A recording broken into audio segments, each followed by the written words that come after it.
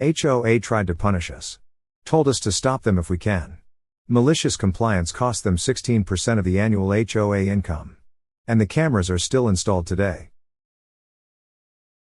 This happened several years ago, and is a multi-year long story. I'll keep it as succinct as possible. We installed cameras in front of our home that were looking at our vehicles. Part of the camera angles did overlook parts of two neighbors' properties, one backyard and one side yard.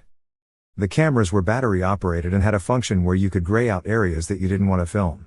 When motion occurred in the grayed out areas, the cameras would not be activated to film. The neighbor's entire properties and several bushes on our property were grayed out. We did this when installing them. One of the neighbors was a friend, and had no issues with this whatsoever. We showed her the camera angle, and she said she didn't care whether or not we grayed out that area. We still left it grayed out over battery life concerns.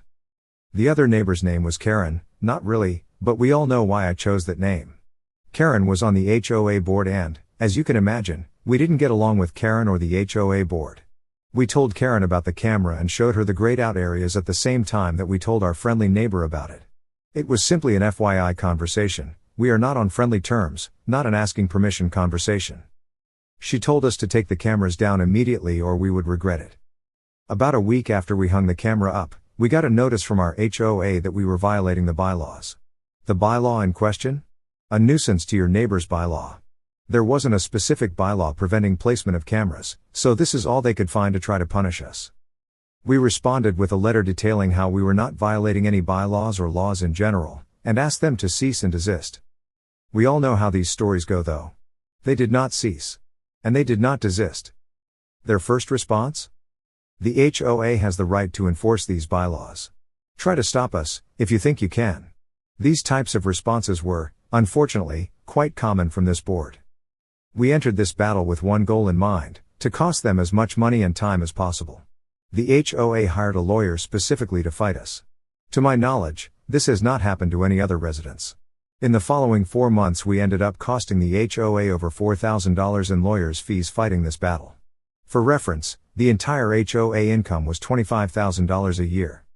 When it came time for our official HOA hearing over the matter, we had successfully postponed it, thanks to an attorney friend, 3 separate times. There were over 100 back and forth emails with the HOA attorney and ourselves. Each one of those emails was a 15-minute expense for the HOA. And I was happy to follow up a follow-up question with another follow-up question if it meant the HOA attorney was going to keep billing them. Did I say follow up enough times? We didn't actually want to take this battle to court, so we ended up removing the cameras the day of the hearing, to prevent being fined, even if the fine wouldn't hold up in court. The HOA decided in the hearing that we were guilty, surprise, surprise, of violating the bylaw.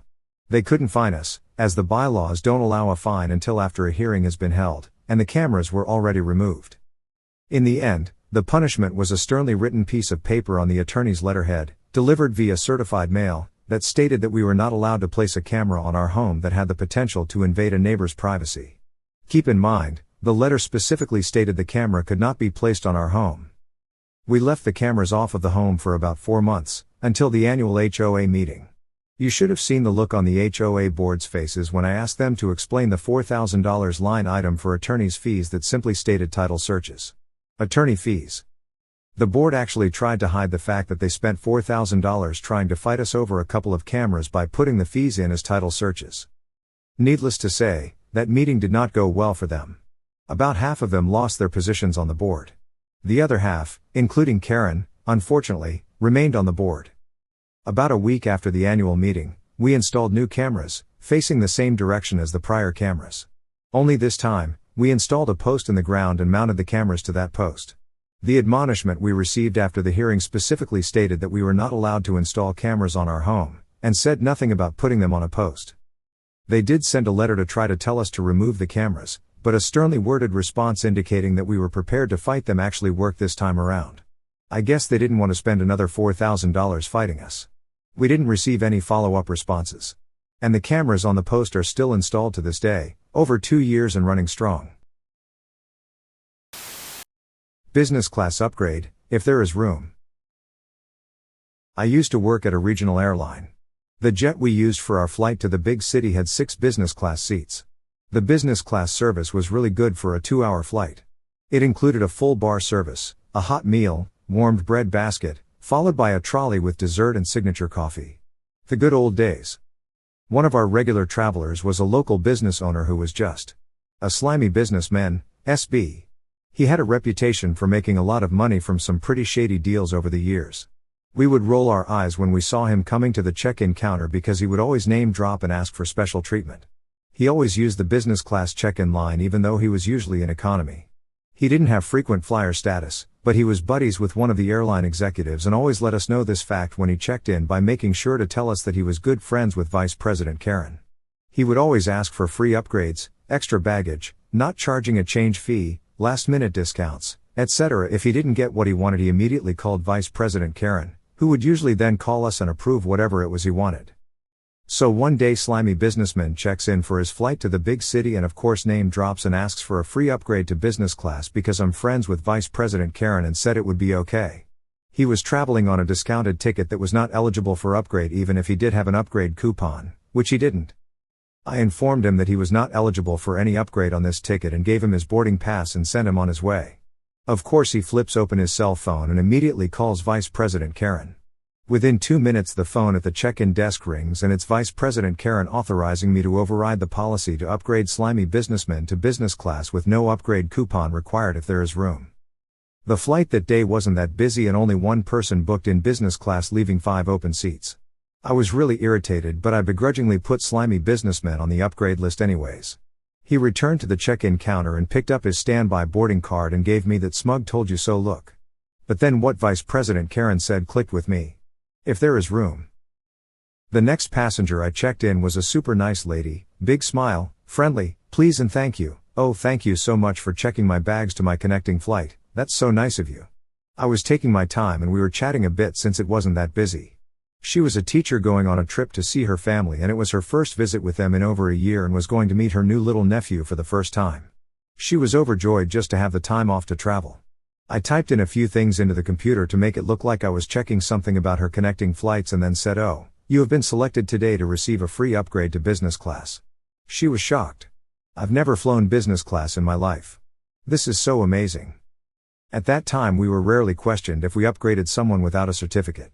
Over the next 20 minutes I found excuses to upgrade 4 other passengers, one who worked for one of our top corporate accounts, one who was legitimately a frequent flyer, can't remember the other reasons, but by the time I went to board the flight I had to tell slimy businessman that I was sorry but business class was full and couldn't offer him an upgrade today. The teacher I upgraded profusely thanked me again when she boarded with the rest of the business class passengers. Little did she know that it really made my day also. Yet another new manager facing the consequences of their action story. I'll keep the details as vague as possible because I'm still with this organization. I work for a government department. We have offices and locations all over the state. I'm based out of a city that's about a 2-and-a-bit-hour train ride to our head office. At the time I was working in a team that had members working remotely all across the state, looking after policy, process, and quality assurance. Our old manager had gone and gotten himself promoted for being genuinely brilliant at his role. So our new manager, Steve, was hired in from the glorious world of banking, and he was here to whip us lazy public servants into shape. A few days after he began his role, he called us all to a teleconference to inform us he wanted all of us to be at the head office 8 a.m. tomorrow morning for an all-day in-person team meeting. He wanted to see us in meet space, to size us up, understand what we were doing, and see where we weren't keeping up with the private sector. As I mentioned, due to the nature of the work we were doing, we were all across the state. So in person, whole team meetings were rare, and if they occurred at all, they were booked weeks in advance. We were all adept at video conferencing long before COVID. Some of us tried to tell our new high-flyer manager that almost none of us were in the same city as him, and to be there on such short notice would mean travel expenses, meal allowances, overtime etc. He didn't seem to care, and told us in no uncertain terms to just be at head office tomorrow at 8 a.m. before abruptly hanging up. Now, I should explain something. I'm one of a handful of union delegates in our department. I know our award back to front, specifically the sections dealing with travel, allowances, and overtime. So I engaged malicious compliance mode. If Steve wanted us there, fine, but it'll cost him. So I quickly went about emailing my team what Steve had done by requiring us to be in the head office at 8 a.m. and what to do. Because we'd have to travel outside our normal work hours, our workday clock started ticking the moment we left our homes and only stopped once we got home. Some of our team traveled overnight, they were entitled to overtime to travel, a dinner allowance, and accommodation for the night, and the same returning. As someone traveling in the morning before 7 a.m., I was entitled to a breakfast allowance, lunch allowance, and if I got home after 9 p.m., a dinner allowance also. So, I left my house at 5 a.m. to catch the only train that would get me there in time. The train was running slightly behind, but I made it in time. So my first 3 hours of my workday down and I'd done no work. After a brief period of us introducing ourselves to Steve, he proceeded to spend the next 4 hours telling us about all of the things he did at the bank, how he made so much money for them, where they'd sent him as a holiday bonus, how we're all stuck in the past in the public service, the work he'd seen wasn't up to private sector standards, etc. He had all the cocksureness of a finance bro who had always failed upwards because others had picked up his slack. By 3 p.m. my entire team were into overtime pay territory, and Steve was just warming up with his non-charm offensive. Another 3 hours go by with Steve verbally patting himself on his back, deeply in love hearing his own voice, but all I hear is cha-ching cha-ching. Steve decided that 5 p.m. was a good time to finish up. He stopped mid-sentence, looked at his watch, and unceremoniously said that's all for today. Go home now, and walked out. After I and a few other gave a few awkward shrugs to each other, we all packed up and started to make our separate ways home after doing no work all day. I, myself, got to the train station pretty quickly, and saw a train was leaving soon that would get me home around 8 p.m., or I could catch the all stations train and get home closer to 9:30 p.m. You know what? No matter how fast I could run, I just couldn't catch that earlier train. Damn, I just have to catch that all stations train and be on the clock for another hour and a half, plus have my dinner paid for. Such rotten luck. Smile. I submitted my claims the next day, 4.5 hours at double rate, my train tickets, my taxi fares to and from the train station, my breakfast, lunch, and dinner allowances. For me alone it was close to a $500 expense claim. The rest of my team followed suit, and ensured they claimed everything too. Steve tried to fight us on approval for the claims, but quickly learned that unlike in the world of banking, most public servants are union, and we'd raise living hell if he denied our award-guaranteed allowances. His all-day Steve Fest symposium blew a good $6,000 hole in his budget. Needless to say, while Steve was our manager, he never required us to attend an in-person meeting again. Video conferencing was just fine. He only lasted 6 months before leaving for new opportunities. He just went back to his old job at the bank. Guess he was the one who couldn't keep up. My first paying job, and the person thought they would be clever paying me. I have always been interested in electronics and did a lot of reading and studying on my own, and I was very good at buying things at swap meets and repairing them and reselling them as a teen. My first real paying job, a friend of my mom knew a guy who ran a place that supplied answering machines to businesses. They were new tech back at that point in time. She said he was desperate for someone who could fix them as he had ones with issues spilling over the shelves. So I went to see him. It was an interesting meeting, a middle-aged businessman and me. I was 15 or so. We kind of eye each other and he asks me if I can fix them. I was pretty sure I could, and when he pulled out the service manuals for them, he had a couple that were based on the same base. I was quite sure. So he asks me what I wanted an hour, and I was used to getting $3 an hour for watching the kiddo next door on occasion, so I asked for that.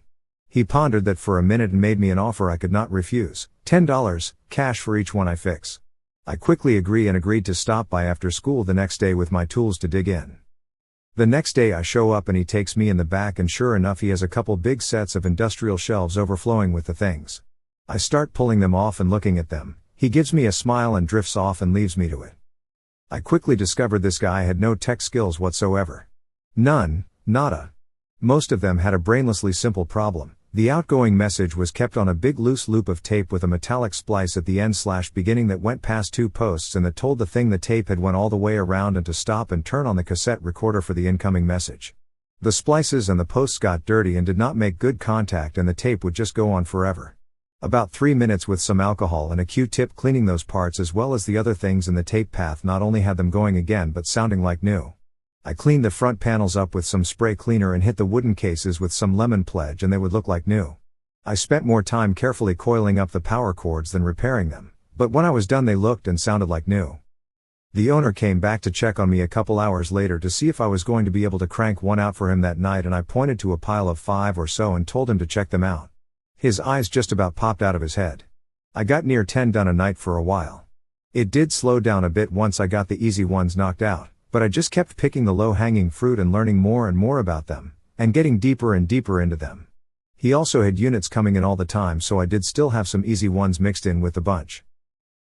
I thought he was going to soil himself when we settled up at the end of the first week. I had spent like 3 afternoons there and got near 30 of them fixed.